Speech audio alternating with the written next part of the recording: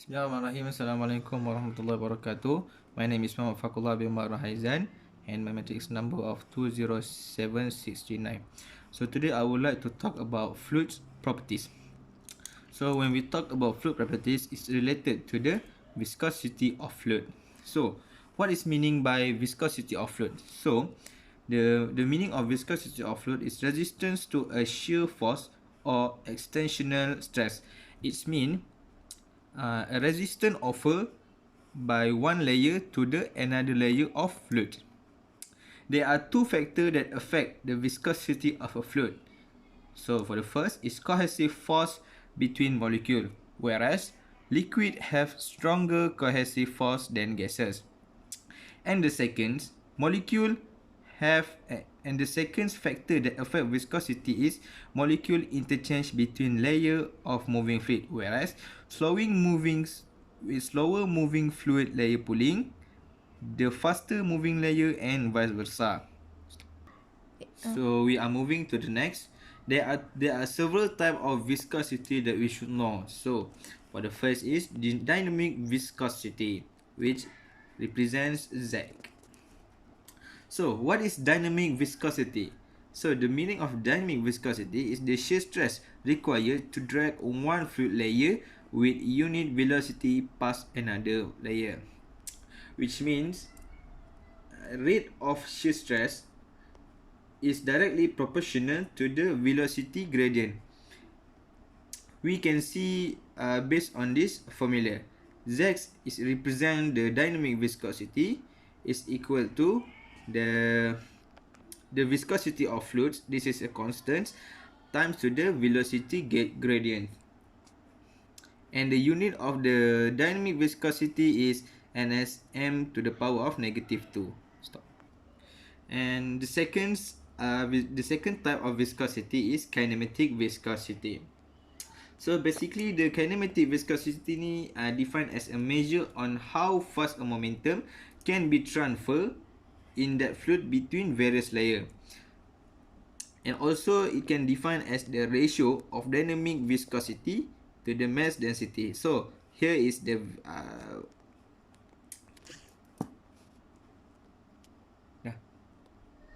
so this is the formula of kinematic viscosity, where we could see V represent the kinematic viscosity is equal to the dynamic viscosity over the mass density, and the unit for the kinematic viscosity is, we could see, m square times s to the power of -1. So the third type of viscosity is Newtonian fluids. So the Newtonian fluids we define as a rate of shear stress are directly proportional to the rate of shear stress. And the example for the Newtonian fluids is water, air and gasoline. So here is the mechanism on how to get the Newton's law. And the result is we can see that this is tau, we call it as a tau, is equal to the dynamic viscosity constant times with the velocity gradient. Next, there are two stages of Newtonian fluids. First, shear tightening fluids, where when the viscosity decreases, the shear rate increases. It means the harder the fluid is sheared, the less viscous it's become. And the second stages of Newtonian fluid is shear thickening fluid. When the viscosity is higher, so the shear rate are also higher. It means the harder the fluid is sheared, the more viscous it become. So the fourth type of viscosity of fluids is a non-Newtonian fluid. So basically the non-Newtonian fluid is other than Newtonian fluids. So the meaning of the non-Newtonian fluid is a fluid change their viscosity or flow behavior under stress. If we apply a force to such fluids, the sudden application of stress thicker or thinner. In some cases, it results in the opposite behavior and they may get runnier than they were before. if we remove stress, and they will return to their airless state. Example of the Newtonian fluid is O black. Oh. So next we move to the compressibility of fluids. So what is the meaning of compressibility of fluids? So it means a property or a Buck's modulus EV is used to characterize compressibility of fluids. So we move to the Buck modulus. So basically, liquids are usually considered to be incompressible, whereas gases are generally considered compressible. This is because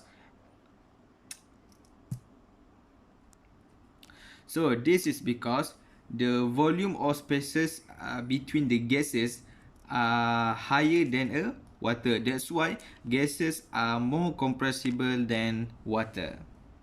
So here we move to the formula of Buck modulus. EV is equal to dP over differentiate of pressure over P. So here is the mechanism that I will explain.